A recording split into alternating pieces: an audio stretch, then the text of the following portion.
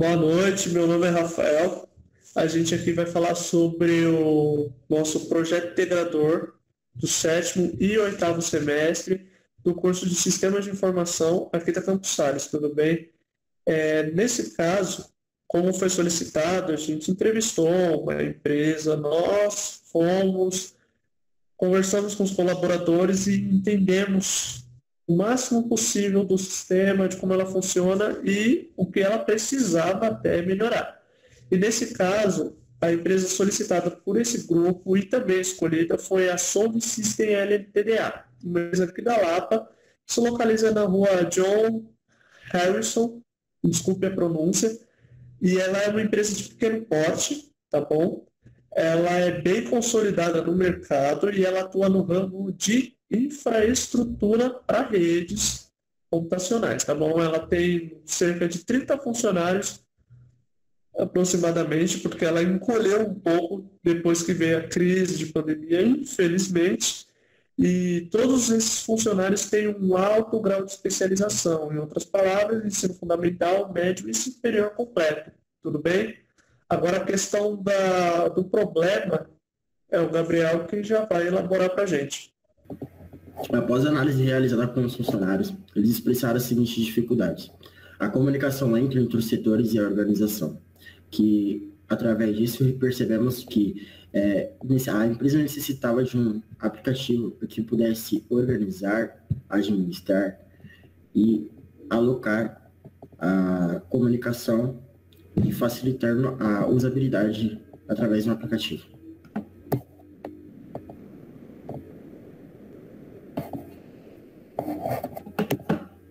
Opa, meu nome é Guilherme, vou falar um pouco aqui sobre algumas ferramentas que a gente usou, vou falar dos primeiros dois.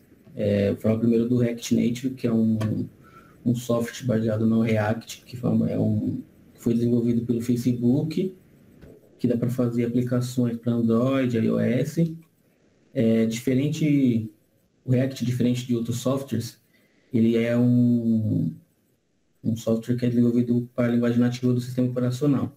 Então, ele tem algumas vantagens como fluidez, experiência do usuário, carregamento de recurso, né, bom nível de segurança e bom desempenho.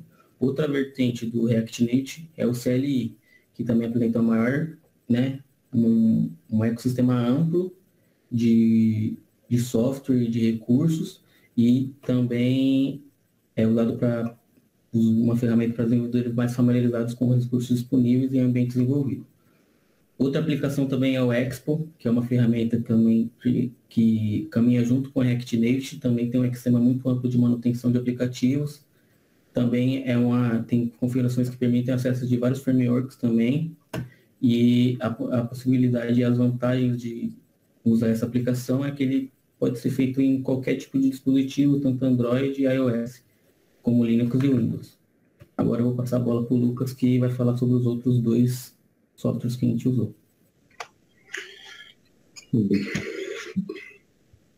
Bom, boa noite, pessoal. Eu me chamo Lucas. Eu vou falar sobre mais duas ferramentas que nós utilizamos no projeto. A primeira seria o Firebase, né? Essa ferramenta, ela foca na gestão e criação de banco de dados em nuvem, né? Ela foi criada pela Google em 2012. Então, ela aplica em qualquer sistema operacional, desde Linux, iOS, Windows, e também inclui a maioria das linguagens de programação que são utilizadas atualmente, por exemplo, JavaScript, Node, Java, PHP. Então, dessa forma, nós utilizamos ela porque ela proporciona diversas funcionalidades aplicáveis, né? Em inúmeros tipos de software. Isso nos ajudou bastante. Então, dessa forma, ela foi de grande importância no desenvolvimento do nosso projeto. Nós também utilizamos o Firestore. Ele é um banco de dados flexíveis que também foi criado pela Google, né? Ele é orientado a documentos.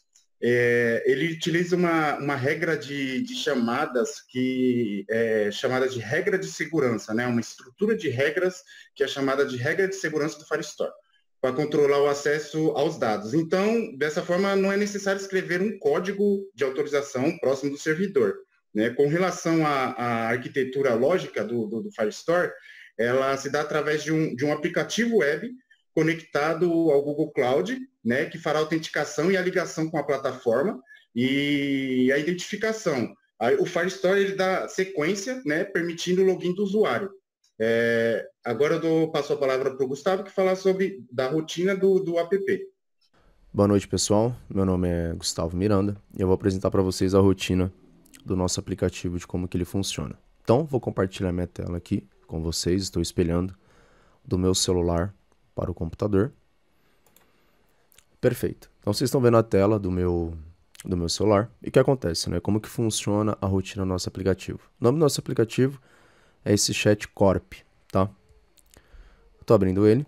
E aqui é o primeiro formato, né, que nós temos no nosso aplicativo, é mostrando justamente as salas que nós criamos, né? Qual foi a lógica da nossa criação do aplicativo? É um aplicativo onde as pessoas iriam mandar mensagens para os colaboradores, né, para os seus colegas de trabalho. E quando você mandasse a mensagem para os colaboradores, você não mandaria diretamente para as pessoas, mas seria criada então uma sala para você enviar, né, as conversas referente ao assunto que você queria tratar. Com isso, né, nós tivemos que criar algumas regras dentro do nosso código, né? Por exemplo, como não tem ninguém logado, né, se ele tentar clicar em alguma sala, por exemplo, nós de primeira vamos designar ele para ele fazer o login dele. Por quê? Precisamos registrar isso no nosso banco de dados. Então ele tem que colocar o e-mail, tem que colocar a senha dele, ele tem que acessar. Se ele não tem, por exemplo, a senha dele e o e-mail, é só ele clicar em criar nova conta. Então ele coloca um nome, coloca um e-mail, coloca uma senha e ele consegue se cadastrar. Então, vou dar um exemplo aqui. Eu vou criar um usuário, tá? Nome de teste04 mesmo. Vou colocar um nome qualquer aqui de e-mail, tá? E uma senha. Clicando em se cadastrar, nós entramos dentro agora do aplicativo. Então eu posso mandar aqui, por exemplo, na sala de teste, eu posso mandar uma mensagem. E essa mensagem, né, automaticamente ela entra ali, como se fosse uma conversa mesmo de WhatsApp, tá? Tanto que tem aqui esse grupo que o William, ele mandou uma mensagem, o Rafael mandou, o próprio professor Marcotti, que é uma sala dele, que ele mandou mensagens. Então a gente consegue ler as mensagens, conseguimos mandar as nossas. Para poder criar grupos, por exemplo, nós limitamos também. Você pode criar até 4 salas. Então, eu vou criar a sala 1. Vou criar a sala 2. Eu vou criar a sala 3. A sala 4. E quando eu clico aqui em criar, por exemplo, a sala 5, ele aparece um alerta para mim, que eu já atingi o limite de grupos, né? E por que isso? Justamente para não pesar o nosso banco de dados e não estragar a experiência, tá, do usuário. E a última regra que eu queria mostrar aqui para vocês é que ele consegue excluir apenas as salas que ele criou. Se eu tentar clicar nessa aqui, ó, segurar, ele não exclui a sala de teste vídeo, né? Só as que ele criou. Então, nós definimos essas regras. Você só consegue entrar no aplicativo se você estiver logado, tá? Eu vou entrar com outro usuário meu aqui, para mostrar para vocês. Então não é o teste 04, tá? É um teste que eu já tinha criado. E aí ele entra dentro aqui do aplicativo normalmente, tá? E ele consegue ver ali as mensagens também que foram enviadas, ó, inclusive pelo teste 04. Ok? E a parte agora do banco de dados, de como que ele foi construído e como que nós criamos ele, o William ele vai explicar para vocês. Então vou parar de compartilhar minha tela aqui. E a partir de agora, o William vai explicar para vocês como é que funciona a parte do nosso banco de dados. Olá pessoal, boa noite. Me chamo William e irei mostrar para vocês como que funciona a nossa parte do banco de dados. Gustavo, você poderia, por favor, compartilhar a tela para mostrar para o pessoal? Sim, ela está compartilhando. Já compartilhou para vocês? Sim. Perfeito. Nós decidimos utilizar o Firebase, né? E essa daí é a documentação dele, que ensina você a instalar na sua biblioteca 2 tipos de arquivos, que é o NPM ou o YARN. Você escolhe conforme você preferir. E aí na documentação, ela mostra como que você deve colocar as coisas lá na sua biblioteca, seus repertórios. No caso, tipo, tem aí para o Android Studio e para o iOS. Tudo que está aí, realmente ao pé da letra, você copia e coloca na sua biblioteca do seu aplicativo. Indo para o Firebase agora, né? Pode clicar, por favor, Gustavo, em autenticação ali. E agora em Sign. Que aqui ele vai mostrar qual é o método de autenticação que é feito para a gente acessar o nosso aplicativo. No caso, nós estamos utilizando o e-mail e senha. Agora, voltando ali em Users,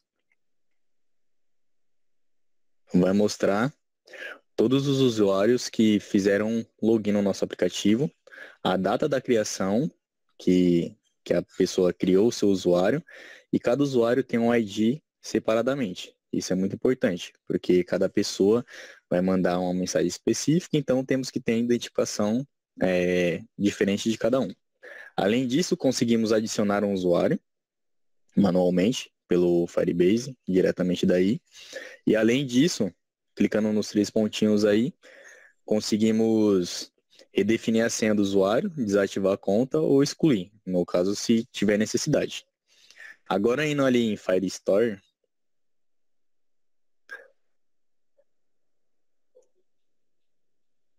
deixa eu carregar.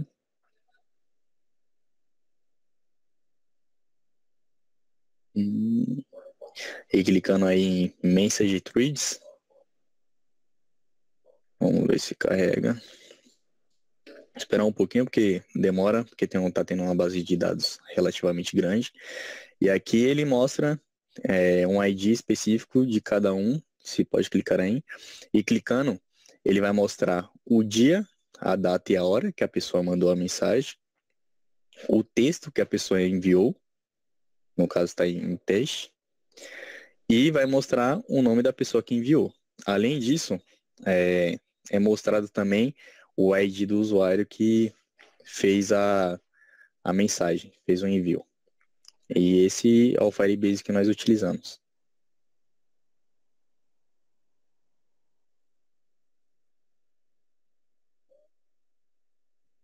E para concluir, esse basicamente foi o nosso projeto.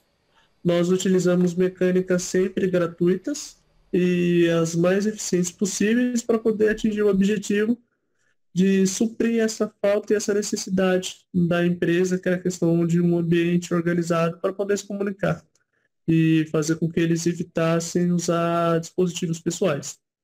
Beleza? É isso então.